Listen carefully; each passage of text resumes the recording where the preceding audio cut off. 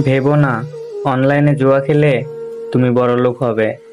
প্রথমে তুমি জিতবে, তারপর হারবে, আর একদিন সব শেষ হয়ে যাবে। জুয়া খেলে শুধু টাকা নয়, হারাবে নিজের শান্তি, সম্পর্ক আর মানসিক স্বাস্থ্য। এমন এক জালে ফেলবে যেখান থেকে ফেরার পথ থাকে না। এই সময়টা যদি তুমি ব্যবহার করো নতুন কিছু শেখার জন্য, জীবন বদলে যাবে। স্কিল শিখো, ব্যবসা শুরু করো, ছোট ছোট সৎ পথে এগিয়ে যাও। জুয়ার নেশা নয়, গড়ো তোমার ভবিষ্যৎ।